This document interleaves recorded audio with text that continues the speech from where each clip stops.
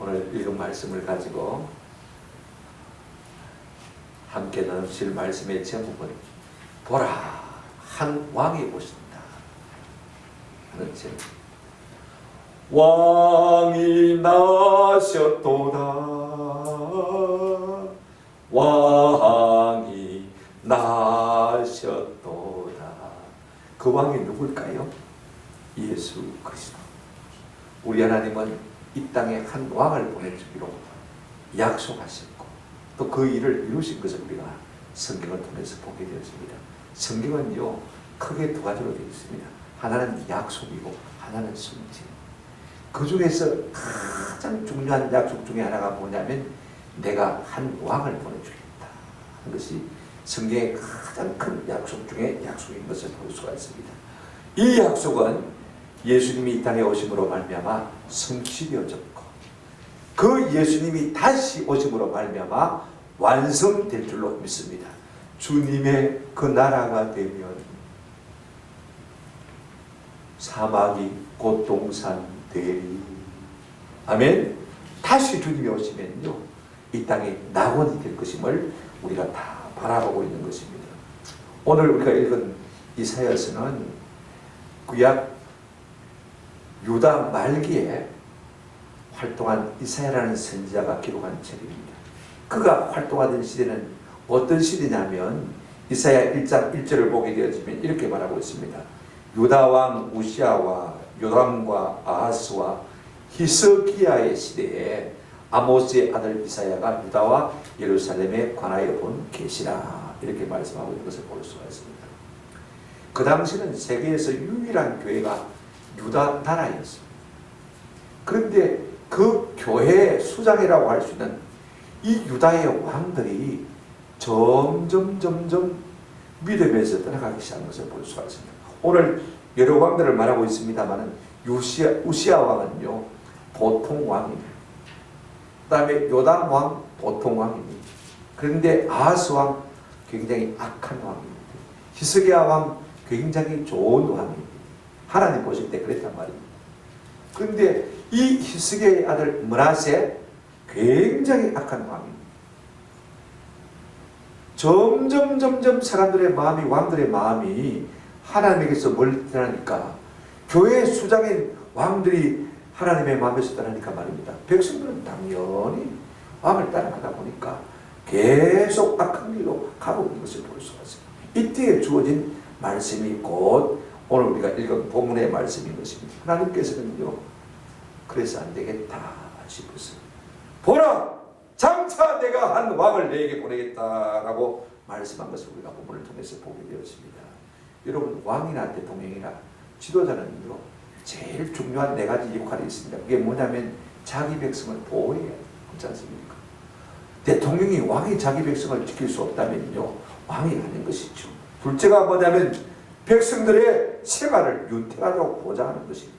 경제 문제를 해결하는 것이고 교육의 문제를 해결해 주는 것입니다.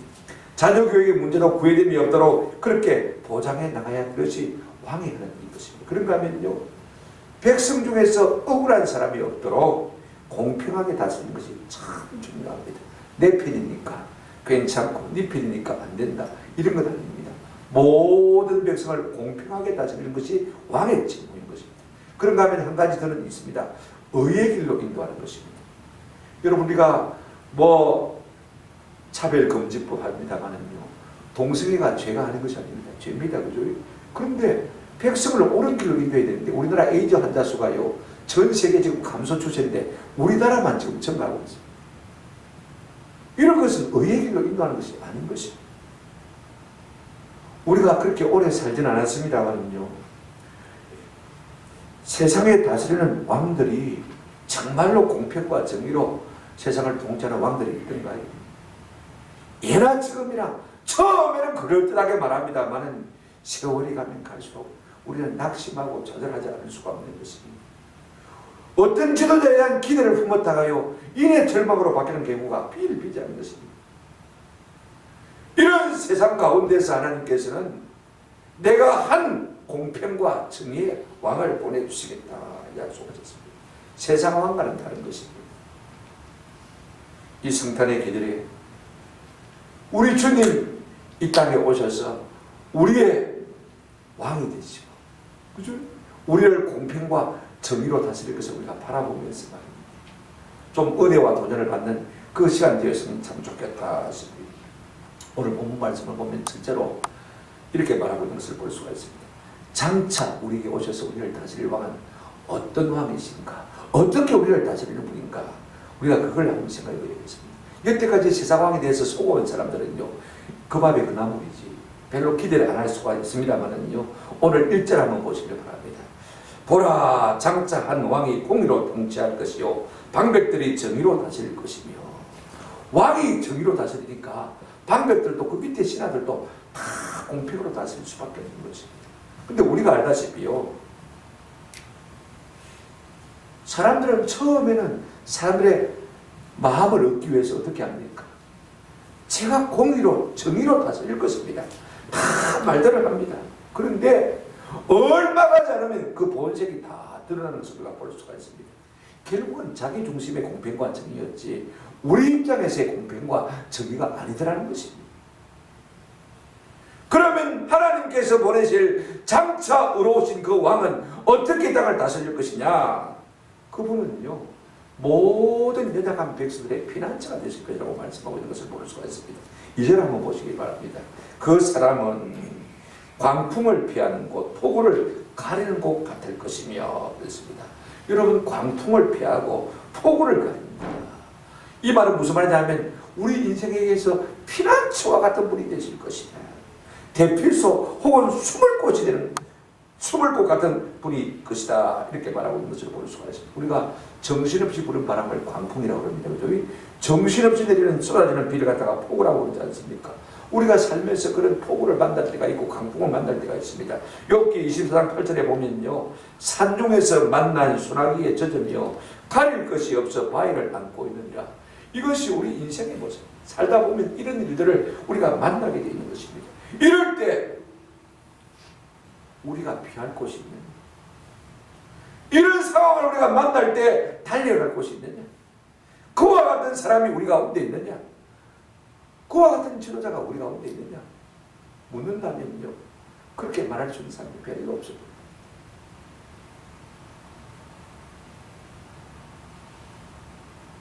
피난처 있으니 환난을 당한 자 이리 오라. 내 코가 썩자인데 누가 이렇게 말할 수가 있겠습니까?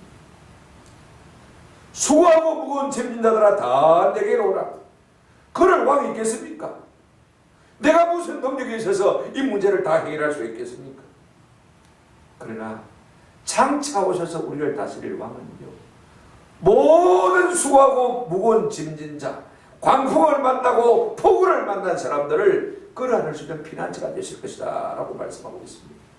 여러분, 다윗은 왕이지만은 10편 55편 8절에 보게 되었지만 내가 나의 피난처로 속히 가서 폭풍과 광풍을 피하리라 하였도다. 왕이라도 폭풍과 강풍을 피할 수가 없어서 그가 나의 피난처로 속히 가겠다, 그렇게 고백하고 있습니다. 그렇다면 다윗이 자기의 피난처로 삼은 것이 무엇입니까? 10편 18편 1절 다윗의 시를 보시면 이렇게 말하고 있습니다. 여호와는 나의 반석이시요 나의 요새시요 나를 건지시는 이시요 나의 하나님이시요 내가 그 안에 피할 나의 바위시라. 하나님이 나의 피난처가 되신다, 그렇게 고백하고 있는 것을 볼 수가 있습니다. 예나 지금이나 인생이 위험하다는 적은 한 번도 없었습니다. 그죠? 그래서 요즘 사람들은 위험하니까, 어떤 위기를 당할지 모르니까 임시 봉변으로 어떻게 하고 있습니까? 보험을 많이 들지 않습니까? 그죠? 여러분, 보험에 든다고 해서 돈은 나오지만은 내가 이미 병행을 걸렸는데 그 병행 문제를 해결할 수가 있습니까? 이미 사고가 났는데 그 사고가 문제가 없는 것으로 할 수 있겠습니까? 보험에 든다고 해서 돈을 통해서 조금 위로받는 것밖에 없지, 진짜 그 보험이 우리의 피난처가 되지 못합니다. 여러분, 우리의 인생에 이 땅에 오셔서 우리의 왕이 되실 분은요, 예수 그리스도, 그분은 우리의 피난처가 되실 것이다. 누구든지 그분께 달려가면요, 수고하고 무거운 짐자들아 다 내게로 오라. 그 왕에게로 우리가 부지런히 나아가서 피난하시는 은혜가 있기를 주님의 이름으로 축원합니다. 그분이 우리의 피난처가 되신다고 했습니다. 그런가 하면 장차 오실 그 왕은요, 생수와 같은 분이 되실 것이다 라고 말하고 있습니다. 2절 중반에 보시면 이렇게 말하고 있습니다. 마른 땅에 냇물 같을 것이며, 여러분, 마른 땅의 냇물, 사막의 오아시스, 들판의 옹달샘. 옛날에는 뭐 이렇게 물 주는 자 물통고 되게 잘 없었잖아요. 우리가 나랑을 비다가요, 목이 많으면 참 들판에 그 옹달샘 같은 거 하나 있거든요. 그죠? 거기 바가지를 들고 와서 그다음 아니면 막 그다음 머리를 쳐박고 물을 마시면요, 얼마나 좋은지 몰라요. 하나님께서 자기 백성으로 삼은 이스라엘 백성들을 애굽에서 꺼내어서 이제 광야 40년 길을 걷게 하지 않습니까? 여러분, 광야의 맛을 모르겠습니까? 우리가 신명기 8장 15절을 보면 이렇게 말씀하고 있습니다. 너를 인도하여 그 광대하고 위험한 광야, 곧 불뱀과 정갈이 있고 물이 없는 간주한 땅을 지나게 하셨으며, 또 너를 위하여 단단한 반석에서 뭐 하셨으며 물을 내셨습니다. 아무도 마실 것이 없는 그 광야에서 하나님은 단단한 반석을 깨뜨리사 이스라엘 백성들을 위해서 강같은 생수를 흘려내린 생수를 볼 수가 있습니다. 이게 왕이 하십니다. 이 땅의 왕으로 오신 예수님은요, 요한복음 4장에 보게 되었지만 한 번은 저 사마리아 땅 수가성 우물가에 정오에 쉬고 계셨습니다. 그런데 머리에 물동이를 이고 달랑달랑 물 들어오는 한 분이 계셨습니다. 여자분이었습니다. 여러분, 우리가 어릴 때부터 다 물을 길러 먹고 살았지 않습니까? 그죠? 수도가나 우물가에서 물을 길러 먹고 살았는데 점심 때 물을 길러 먹는 사람 별로 없습니다. 거의 없습니다. 아침 저녁에 줄을 서서 물을 다 받아가지고 집으로 이어 날랐습니다. 그죠? 그런데 한낮에 대낮에, 그것도 성에서 한 2km나 떨어졌는데 거기까지 물동이를 끼고 물 길러 왔습니다. 사람에게 보이기 싫은 사람이죠. 사람을 만나면 마음의 상처를 입고 마음의 부담이 되니까 사람 만나기가 싫어서 사람이 없는 그 정오에 우물가에 나와 있습니다. 그래 예수님과 맞닥다 들었습니다. 이런 이야기 저런 이야기를 주고받는 가운데 우리 예수님이 요한복음 4장 14절에 보면 이렇게 말씀하고 있습니다. 내가 주는 물은 그 속에서 영생하도록 솟아나는 뭐가 되리라? 샘물이 되리라. 내가 네게 생수를 주고 싶다, 이렇게 말씀하신 것을 볼 수가 있습니다. 그렇습니다. 여러분, 살면서 갈증을 만난 인생들에게 우리 왕 대신 예수님은 생수를 주시기를 기뻐하시는 왕이신 것을 우리가 볼 수가 있습니다. 요한복음 7장 38절 39절에 보면 그에서 나가서 이렇게 말씀하고 있습니다. 나를 믿는 자는 성경의 이름과 같이 그 배에서 생수의 강이 흘러나리라 하시니, 이는 그를 믿는 자들이 받을 성령을 가리켜 말씀하신 것입니다. 여러분, 예수 믿고 성령 받으면요, 희한하게 갈증이 없어집니다. 내가 저거 안 하면 안 되겠다, 저거 안 가지면 안 되겠다, 저거 안 해보면 안 되겠다, 그런 것이 없어져. 잘 살아도 못 살아도 그만. 별로 마음의 원력이 없어. 의지가 없다는 말이 아니고, 그죠? 가난하게 살아도 별로 불편한 줄 모릅니다. 부유하게 살아도 더 쾌락을 치닫기 위해서 그렇게 아웅다웅하지 않습니다. 왜? 이미 생수를 마시고 있으니까. 그런데 세상 사람들은 그렇지가 않아요. 마음의 갈증을 해소하지 못했어요. 자꾸 코로나 때문에 나가지 말라고 하니까요, 사람들이 눌리다 이제는 막 더 나가고, 겉으로는 안 하지 속으로 다 하고 있습니다. 우리 예수님이 다스리는 나라가 됩니다. 그 다스림 가운데는 사람들이 마음의 갈증이 생기는 것입니다. 뭐 부자가 된다는 이야기 아닙니다. 강국이 된다는 말이 아닙니다. 우리 주님이 우리를 다스리면요, 우리 주님이 우리의 피난처가 되실 뿐 아니라 우리의 생수가 되실 것이다, 그렇게 말하고 있는 것을 볼 수가 있습니다. 그런가 하면 그 왕은 백성의 쉼터가 같을 것이다 라고 말씀하고 있습니다. 자, 다시 한번 여러분 2절 끝에 보시기를 바랍니다. 곤비한 땅에 큰 바위꾼을 같으리라. 여러분, 저 이스라엘 광야, 유다 광야에 가면요, 아무것도 없습니다. 풀 한 폭이 없습니다. 나무 한 그루 없습니다. 그런데 그 광야를 어떻게 뜨거운 햇빛 가운데서 지날 수가 있겠습니까? 할 수 없는 것이죠. 그런데 간간히 큰 바위가 있어서 그늘을 만들어줘요. 그러면 피곤한 사람들이 그 큰 바위 그늘의 속에 들어가서 쉬었다가 또 길을 가고, 또 그런 바위를 만나면 또 쉬었다가 그 길을 가고.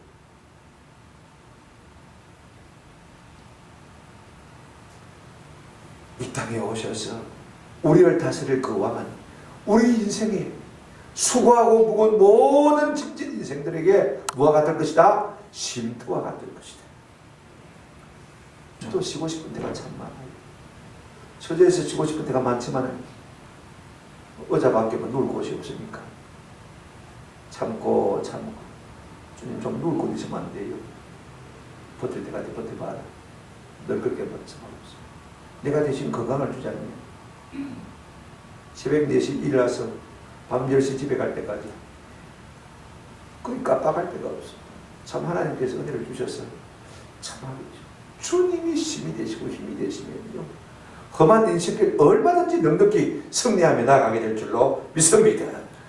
공의와 정의로 다스릴 그 주님 어떤 분이십니까? 어떻게 다스린다는 말입니까? 우리의 피난처가 되시고 우리의 험한 목마른 인생길의 생수가 되시고 우리의 쉼터가 되신다고 말씀하고 있습니다.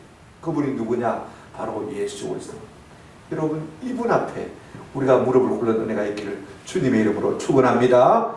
아멘. 두 번째로 우리가 생각할 것은요, 그 왕이 우리를 통치하는 그 통치 가운데 있는 사람들이 어떻게 되느냐, 그분이 우리의 삶 가운데 어떤 영향을 미치느냐, 이걸 우리가 한번 생각해 보겠습니다. 어떤 변화가 오느냐. 여러분 3절 한번 보시기 바랍니다. 보는 자의 눈이 감기지 아니할 것이요 듣는 자가 귀를 기울일 것이며. 여기에요, 네가 부자로 잘 살 것이다, 네가 권력을 질 것이다, 네 나라가 강대국이 될 것이다, 이런 말 하나도 없습니다. 전부 개인적인 말씀인 것을 볼 수 있습니다. 그 왕이 다스리게 되어지면 그 왕의 다스림을 받는 사람은요, 어떤 상태에 이르게 됐냐. 첫째가 그것입니다. 백성들의 눈과 귀가 열릴 것이다, 이렇게 말하고 있습니다. 보십시오. 보는 자의 눈이 감기지 아니하며 듣는 자의 귀가 기울일 것이며, 이렇게 말씀하고 있습니다. 이 말은 무슨 말이냐면요, 전에는 보아도 보지 못하는 사람, 전에는 들어도 듣지 못하는 사람이라는 전제가 포함되어 있는 것을 볼 수가 있습니다. 거기에 깔려 있어요. 그런데 예수님을 만나고 그분의 통치하에 들어가니까 눈이 감겨지지 아니하고 다시는 어두워지지 아니하고 그의 귀가 항상 열려서 그분의 음성을 들을 것이다 라고 말하고 있는 것을 볼 수가 있습니다. 이사야 35장 5절에 보게 되지만 그때 맹인의 눈이 밝을 것이며 못 듣는 사람의 귀가 열릴 것이다, 그렇게 말씀하셨는데, 예수님이 땅에 오시자 많은 눈먼 자들이 보게 되고 많은 귀먹은 사람이 듣게 되는 것을 우리가 볼 수가 있습니다. 여러분, 세상에요, 소경의 종류가 참 많습니다. 모든 자연을 전혀 보지 못하는 소경이 있는가 하면요, 글을 봐도 글을 읽을 줄 못하는 소경이 있습니다. 그런가 하면요, 영적인 이치를 보지 못하는 그와 같은 소경이 있는 것을 우리가 볼 수가 있습니다. 오늘 우리가 예수님의 통치 아래 예수님의 지배를 받는 사람이 되게 되지만 우리의 영 안에 열려지는 놀라운 역사가 우리 가운데 일어나게 될 줄로 믿습니다. 많은 사람들이 육의 눈은 밝은데, 세상의 눈은 밝은데요, 영적인 이치에 대해서 깨닫는 눈이 캄캄한 것을 우리가 볼 수가 있습니다.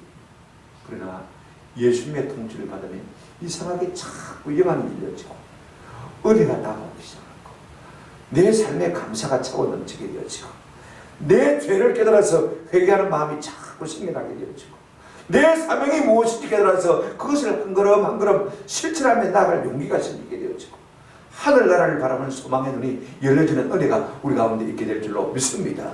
여러분, 우리가 예수님을 왕으로 모시고 살면 이와 같은 변화가 일어나는 거예요. 그런가 하면 영적인 기머리도 참 많습니다.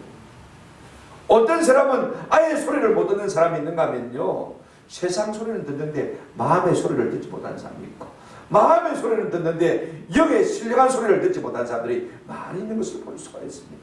근데 우리 성도들은요, 예수의 통치를 받고 사니까, 그분의 다스림 가운데 사니까요, 주님의 음성을 듣고 살아요. 주의 음성을 내가 들으니 사랑한단 말일세. 아니, 언제 주님이 너 보고 사랑하나 그러는데, 사랑한다 그러느냐? 못 들었나? 나 못 들었나? 어떤 사람은 날마다 내 아들아 내 딸아 내가 너를 사랑한다 하지만 음성을 듣고 살다. 그런데 교회 나온다고 해서 다 듣는 건 아닌 것 같아요. 참 아름다워라 주님의 세계는 저 산에 부는 바람과 잔잔한 시냇물 그 소리 가운데 주 음성 들리니 주 하나님의 큰 뜻을 내할 듯하도다. 사람들이 잔잔한 물소리를 듣습니다. 아름다운 새소리를 듣습니다. 그런데 그 속에서 들려오는 주님의 음성을 듣지 못하는 것입니다. 근데 성도들은요, 들어요. 저는 우리 모두가 우리 주님의 다스림 가운데 그 안에 있어 신령한 영안이 열리고 신령한 귀가 열리는 은혜가 있기를 주의 이름으로 축원합니다. 누구든지 보고 들으면 살리라. 할렐루야. 그러니 여러분 주님을 순종하면요, 그분이 나의 왕이 되셔서 그분의 통치 속에 들어가게 되면 이와 같은 일들이 우리 가운데 벌어지는 것입니다. 둘째로 어떤 일이 일어납니까? 4절 보시기 바랍니다. 조급한 자의 마음이 한번 더 합시다. 지식을 깨닫고. 사람들이 왜 조급합니까?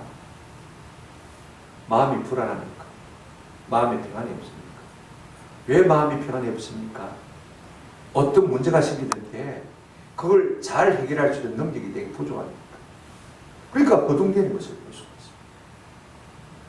여러분 택시기사가 조급하면 어떻게 되겠습니까? 사고를 낼 수밖에 없겠죠. 수술해야 되는 의사가 마음이 조급하면 어떡하겠습니까? 뭔가 실수를 할 수밖에 없겠지. 내가 마음이 조급해서 말을 급하게 하면 어떻게 되겠습니까? 저는 참 이게 참 안 돼요. 조금만 기다려보고 조금만 상황을 파악해 보고 그죠? 조금 지난 다음에 이 사람 저 사람 이야기도 들어보고 그 다음에 말을 해야 되는데 말이 급하게 나와. 그러다 보면 나중에 상황이 되는 걸 보면요, 이거 내가 진짜 이 말을 했니? 썩을 내니. 잠언 14장 29절에 이런 말씀이 있습니다. 노하기를 더디하는 자는 한번 따라합시다. 크게 명철하였다. 조급하지 않은 사람은요, 크게 명철하였다. 마음이 조급한 사람은 뭘 나타낸다고요? 어리석음을 나타낸다. 말세 사람들의 특징이 뭐냐면 7가구인데 조급함, 사나움, 그죠? 디모데후서 3장 5절 조급하다. 조급하다는 말은요, 무슨 말이냐? 결국은 어리석다는 말이에요. 아멘? 조급한 사람은 어리석은 사람. 그런데 우리 주님이 우리를 통치하기 시작하면요, 이 조급한 자의 마음이 뭘 깨닫고요? 지식을 깨닫는 것입니다. 그래서 평안함을 찾는 것입니다. 그래서 담대해지는 것입니다.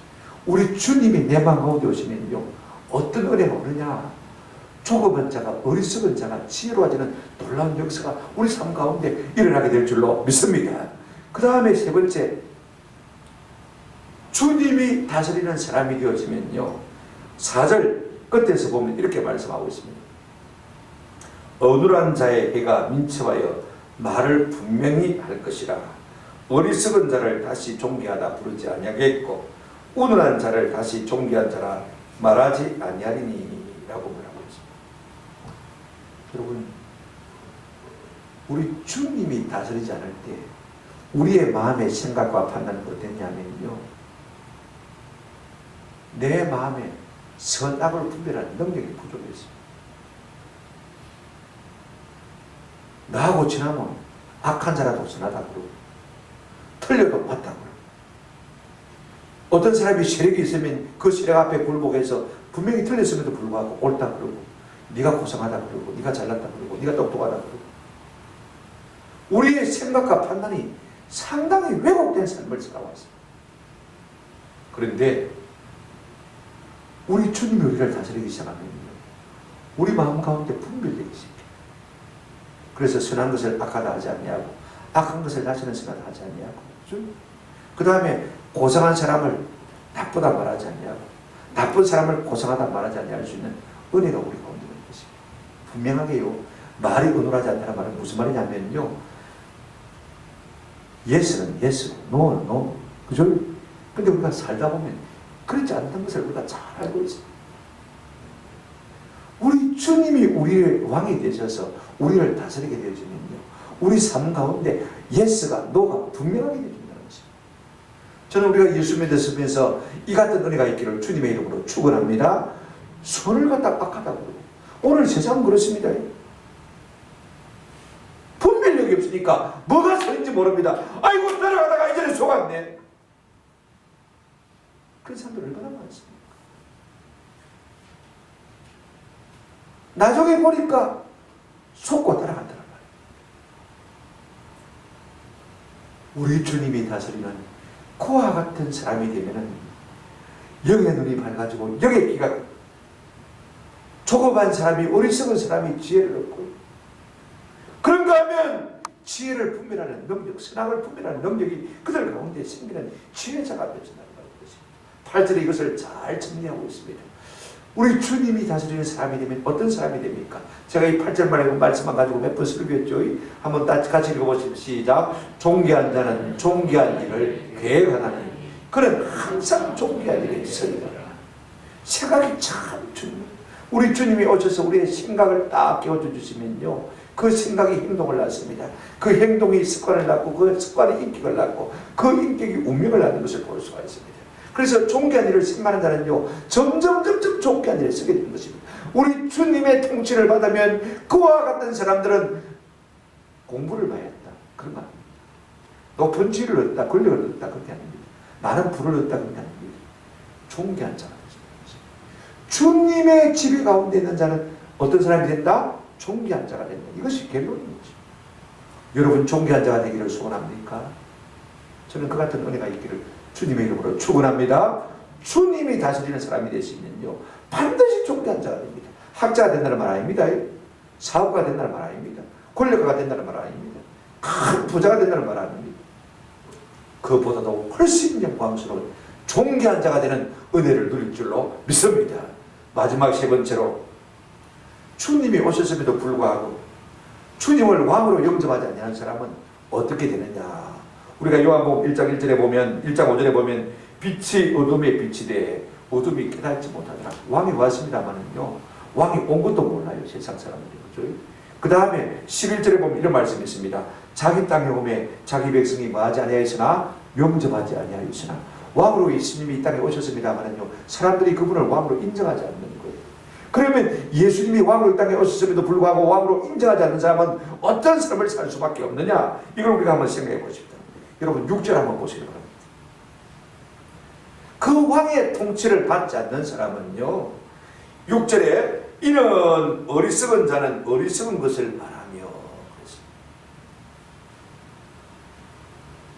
원래 우리 인생이 어리석은 사람이에요.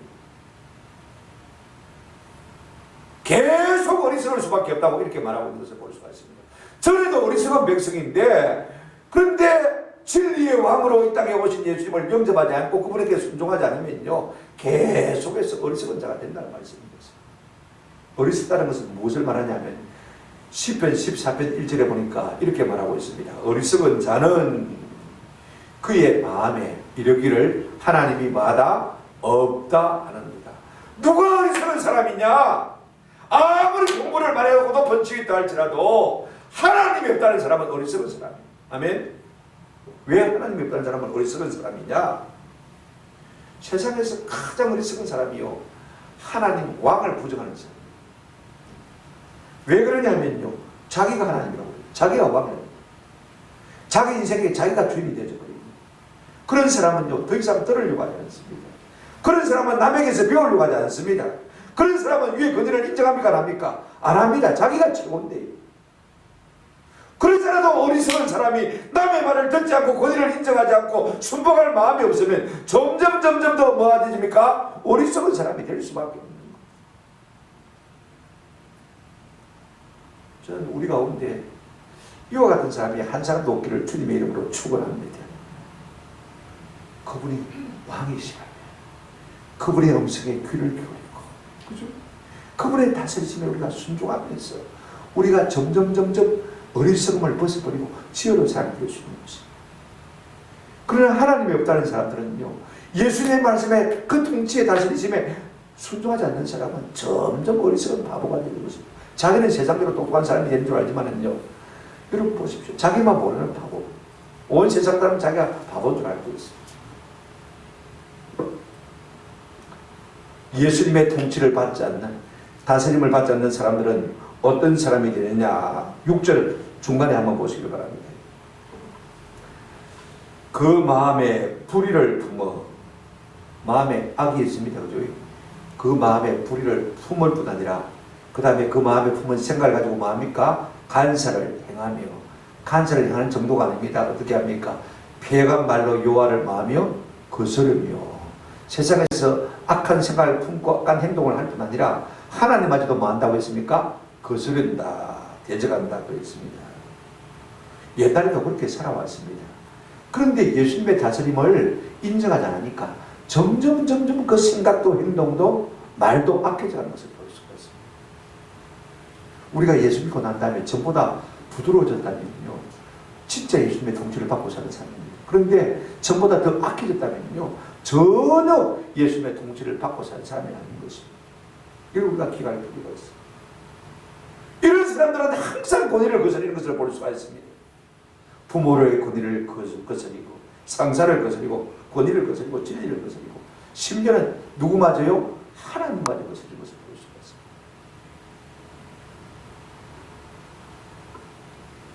그것이 틀린 줄 알고도 계속 그 일을 하는 것을 우리가 폐역이라 그러지 않습니까? 거스리고 알면서도 대적하는 것을 우리가 폐역이라, 알고도 고의로 그렇게 하는 것을 성경에 보면 폐역질이라 이렇게 말하고 있습니다. 이것은 결국은 하나님의 원수가 되는 것입니다. 여러분 아무것도 아닌 인생이요, 하나님의 원수가 되고 하나님의 표적이 되면 그 삶이 복되겠습니까? 한번 생각해 보십시오. 하나님은 질투하는 하나님이시고, 하나님은 보복하시는 하나님이시고, 하나님은 심판하시는 하나님입니다. 나홈서 1장 2절에 그렇게 말하고 있는 것을 볼 수가 있습니다. 자기를 거스른 자에게 보복하시며, 자기를 대적하는 자에게 뭘 품으시며? 진노를 품으신다고 말씀하고 있습니다. 우리가 하나님과 원수되고 어떻게 복된 삶을 살 수 있겠습니까? 하나님의 보내신 왕 예수 그리스도, 그분의 통치를 받지 않는 사람은 실제로 어떤 사람이 되냐면요, 6절 하반절에 이렇게 말하고 있습니다. 졸인 자의 속을 비게 하며, 목마른 자에게 마실 것을 없어지게 하며, 악한 자는 그 그릇이 악하여 악한 계획을 세워 거짓말을 고려하는 자를 멸하며, 가난한 자가 바른 말을 할지라도, 바르게 말할지라도 그리하노라. 무슨 말이냐면요, 이 말은 계속 악해진다는 것입니다. 하나님을 그 마음에 두지 않고 예수 그리스도의 다스림을 받지 않은 사람은요, 그래도 악한 사람인데 점점 더 악해한다는 것입니다. 여러분 보십시오. 보통의 사람 같으면요, 목마른 사람이 있으면 마실 물을 줘야 되고, 그죠? 배고픈 사람이 있으면 밥을 주지 않습니까? 그죠? 이게 보통 사람의 마음인데, 이 악한 사람은 어떻게 되냐면요, 배고픈 사람이 있으면 먹을 것마저도 뺏어버리고, 목마른 사람이 있으면 마실 물 한 방울마저도 뺏어버리고, 가난한 자가 있으면, 가난한 자가 있으면요, 그 가난한 자를 덩치 밟아버리고, 자기보다 센 자에게는 꼼짝도 못하고 자기보다 약한 자에게는 계속 억누르는 강포를 해가는 그와 같은 점점 악을 해가는 사람이 되고 만 것을 볼 수가 있습니다. 인간 이하, 인륜 이하의 사람이 되는 것을 우리가 볼 수가 있습니다.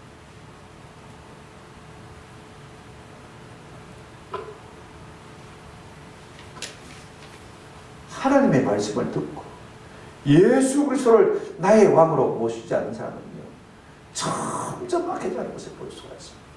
예수 우리 왕이여 이곳에 오셔서 보좌로 주여 임하사. 우리 예수님 우리 왕 아니십니까? 날마다 우리가 그분의 다스리심에 순종하기 위해서 저 앞에 나오지 않습니까?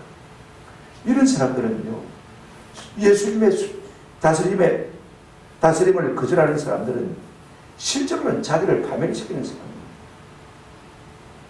오늘 우리가 예수를 믿은 다음에 우리의 성품이 전보다 나아졌습니까? 아니면 전보다 못해졌습니까? 악해졌습니까?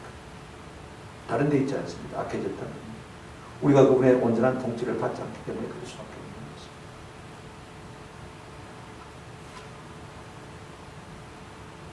여러분, 지식인이라고 해서 다 예수님의 통치를 받는 아닙니다. 지식을 뒤집어쓰면 전부 사기꾼입니다. 그 지식 가지고 어떻게든지 내 배불리고 하지 않습니까? 권력도 마찬가지고. 부자들은 그것으로 만족하는 법이 없습니다. 그러나 진짜로 우리가 예수님의 통치를 받는 사람이라면요, 우리가 한 가지 꼭 기억해야 될 것이 있습니다.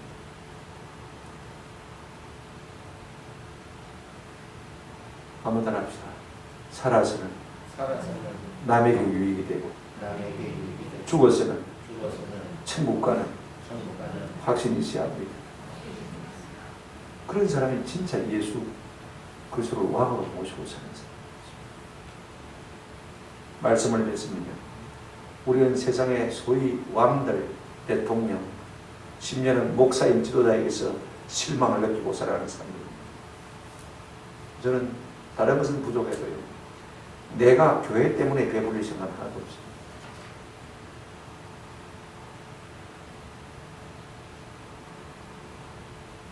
사람들이 말로는 공평과 정의를 내세우지만 자신을 희생할 마음이 전혀 없습니다. 그래서 말과 행동이 다르게 나올 수밖에 없는 것입니다. 오늘 세상 사람들은 공평과 정의를 앞세우지만 자기를 희생할 마음이 없습니다. 자기를 던져서 폭풍을 맞는 인생을 돌볼 마음도 없습니다. 목마른 인생을 돌아보고 싶은 마음이 없습니다. 그럴 능력도 없습니다. 그들의 인생 문제, 피곤의 문제를 해결할 능력도 없기 때문에 선한 목자가 좋은 왕이 될 수가 없는 것입니다. 그래서 우리 하나님은요, 진짜 의의 왕을 우리 가운데 보내주시라고 약속하신 것입니다. 그가 누구십니까? 만왕의 왕, 만주의 주 예수 그리스도인 것입니다.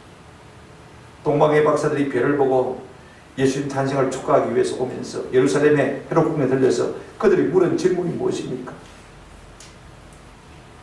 유대인의 왕으로 나신 이가 어디 계시냐고 그렇게 물었습니다. 예수를 왕이라고 부르는 것을 볼 수가 있습니다. 빌라도가 예수를 신문하면서 네가 유대인의 왕이냐라고 물었습니다. 그때 우리 예수님이 내가 옳도다 그랬습니다. 왕이라고 말씀하셨습니다. 여기서 영감을 받은 빌라도가 뭐라 했습니까? 예수님의 십자가에 그 죄패나가 뭐라고 썼습니까? 유대인의 왕 나사렛 예수, 유대인의 왕이라고 쓴 것을 볼 수가 있습니다.